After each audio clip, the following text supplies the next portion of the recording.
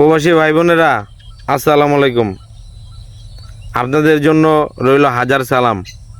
আমি বাংলাদেশ থেকে মোহাম্মদ রাজু বলছিলাম। আপনাদের কিছু কিছু দৃশ্য দেখলে খুব খারাপ লাগে, এই কারণে কথাগুলো বলি। মানে আপনাদের কষ্টগুলো দেখলে আপনারা কত পরিশ্রম করেন, পরিশ্রম করে টাকা পয়সা কামান। ভাই, এর ভিতরে কিছু কিছু লোক দেখি যে আপনার এই যে কষ্টের টাকা তারা নানানভাবে নষ্ট করে। ওইখানে পরিবারও কষ্ট থাকে, নিজেও কষ্ট পায়।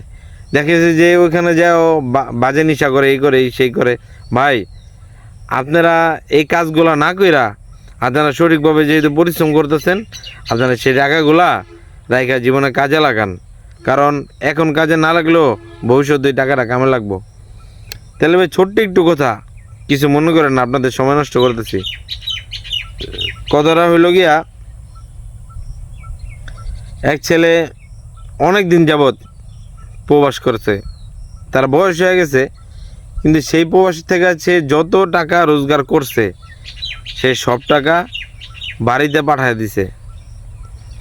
বাড়িতে পাঠাইছে, বাড়িতে ঘর করছে, জায়গা করছে, জমি করছে, মানে টোটাল ফ্যামিলিরও যা লাগে সব করছে। ভাই, ছোট ভাই আবদার করছে, ভাইয়া আমার একটা গাড়ি কিনা দিতে হইব।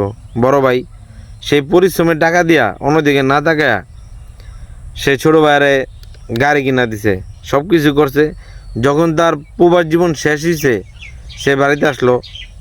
এখন বাড়িতে এসে কী করব? তার তো একটা কিছু করা লাগবো। হয়তো সে একটা ব্যবসা করব, ব্যবসার জন্য টাকা চাইছে, বাবা মার কাছ থেকে টাকা চাইছে। এখানেই আসল কথা। আসেন, যারা প্রবাসে টাকা কামাইতেছেন, সব টাকা বাড়িতে পাঠাই দিতেছেন, এখানে পাঠাইতেছেন, যেভাবে খুশি সেভাবে ভাঙতেছেন। ভাই, তাদের জন্য কতগুলো বলা, আপনারা চেষ্টা করবেন বাড়িতে যতটুকু প্রয়োজন ঠিক ততটুকু টাকা পাঠানোর জন্য। নাহলে ঠেলা এখন বুঝবেন না, বুঝবেন পরে। তাহলে আসল কথা আসি, সে লোক যখন বাবা মার কাছে যা বলো যে মা আমি ব্যবসা করবো, বা বাবা আমি ব্যবসা করবো, আমার কিছু টাকা দেন, মানে আমার কয় লাখ টাকা দেন। সেই উত্তরে আসলো কি জানেন? যে তুই বিদেশ থেকে কি নিয়ে আইসস,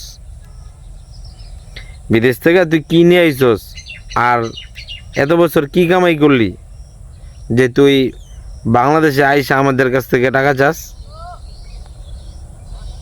সবার ভুল হইল গে ভাই, ওই যে নিজের কাছে কোনো টাকা পয়সা রাখে নাই, নিজে কোনো সঞ্চয় করে নাই। তার বড় ভুলই এইটা। যদি সে বাড়িতে যা লাগে, মানে যতটুকু লাগে ততটুকু দেওয়ার পর বাকি টাকাটা নিজের কাছে রাখতো সঞ্চয় কইরা, এখন আর তার এই পরিস্থিতি দেখতে হইতো না। বাড়ি করছে সেটা ওই ভাইয়ের নামে, জমি করছে এটা ওই বোনের নামে, ওই ভাইয়ের নামে। তাই ভাই, প্রবাসী ভাই বোনেরা যারা বাইরে আর কি প্রবাসে আছেন, চেষ্টা করবেন এই কথাগুলো একটু মাথায় নিয়েন। ভাই, আমি প্রবাসী না, আমি বাংলাদেশি, আমি বাংলাদেশে বসবাস করি। আপনাদের অনেক কষ্ট আশেপাশেই দেখি, এই কারণে কথাগুলো বলা। ইনশাল্লাহ সামনে আরও কথা পাবেন। ভিডিওটি ভালো লাগলে লাইক কমেন্ট শেয়ার করে পাশে থাকার চেষ্টা করবেন।